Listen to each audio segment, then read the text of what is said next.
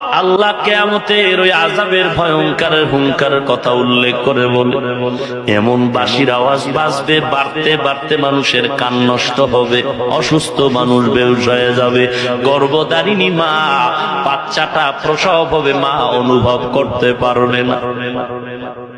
কেমন কঠিন অচেতনার আযাবের খবর শুনলে মানুষ পাগল।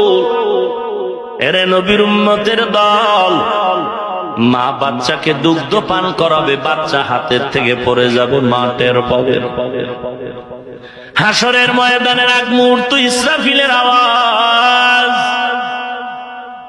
মানুষগুলো পাগল নেশাগ্রস্তের মতো হেলে দুলে পড়ে যাবে। বলা হবে, কি ব্যাপার, তোরা কি নেশা পান করেছো? জবাব আসবে, অমা হুম বিসুকারা, কেউ নেশা পান করে না। তো এমন কেন নেশাগ্রস্তের মতো, পাগলের মতো, মাতালের মতো পড়ে যাও? আল্লাহ জবাব দিবেন, ওয়ালাকিন্না আযাবাল্লাহি শাদীদ, আল্লাহর আযাব বড় ভয়ঙ্কর। আল্লাহর আযাবের ভয়ে মানুষগুলো পাগলের মতো হেলে দুলে পড়ে যায়। মায়ার নবী যখন জাহান্নামের আযাবের বয়ান করতেন, সাহাবায়ে কেরাম বেকরার হয়ে যেতেন। আজকে তো সে আযাবের কোনো চিন্তা নাই, বরং কপাল এমন পুরা পুরলো, কোরআনের কথাকে শুনিয়াও বলে কিছু আযাব হবে না, এগুলো মিথ্যা, হুজুরেরা বলতে পারে, বলুক, বাধা দিও না। অথচ এক জাররা পরিমাণ গুনাহ নিয়ে যদি কবরে যাও, ওরে যুবক, ও বৃদ্ধ বাবাজি, ও পর্দার আড়ালের মা, ও ব্যবসায়ী ভাই, ও দোকানওয়ালা, ও চাকরিজীবী ভাই, মরণের গ্যারান্টি আছে, হায়াতের গ্যারান্টি আছে। এরে যুবক, এমন কোন দিন নাই গাড়ির তলে যুবকের লাশ, পানির নিচে যুবকের লাশ, ঘরের বিছানায় যুবকের লাশ।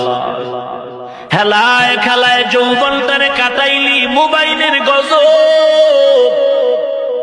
চোখ নষ্ট করে ফেললি, তোর হাত শেষ, তোর ব্রেন শেষ, লেখাপড়াও শেষ করলি, তোর জীবন যৌবনটারও ধ্বংস করে ফেললি।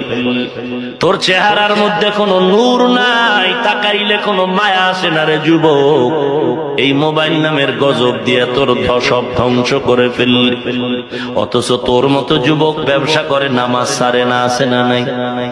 তোমার মতো যুবক দোকানওয়ালা নামাজ ছাড়ে না, তুমি নামাজের সময় কাস্টমারের ভিড়ে নামাজে যাও না। তোমার পাশের দোকানওয়ালা ভাই সাইনবোর্ড লাগায় দিছে, নামাজের সময় বেচা কেনা বন্ধ, শাটার টেনে মসজিদে গিয়া নামাজে দাঁড়ায় গেল, তুমি নামাজ পড়লা না। তোমার মতো যুবক স্কুলে পড়ে, কলেজে পড়ে, নামাজ ছাড়ে না, আছে না নাই?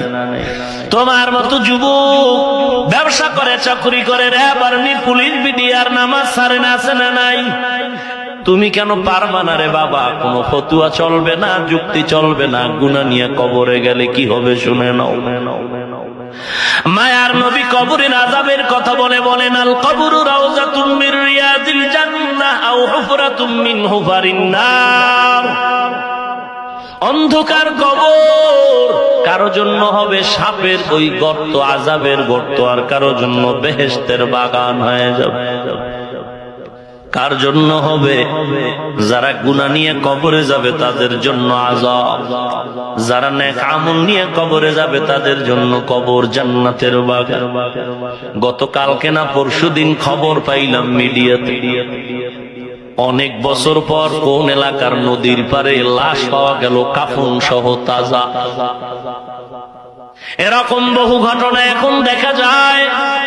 আবার কত কবরে আযাব, সাপের আওয়াজ, ধোঁয়া, আগুন দেখা যায়। যত কবরে আযাব দেখা গেল সব বেনামাজির লাশের কবর, আর যত কবরে কাফন সহ লাশ 20 বছর পরে তাজা, সব হলো নামাজির কবর।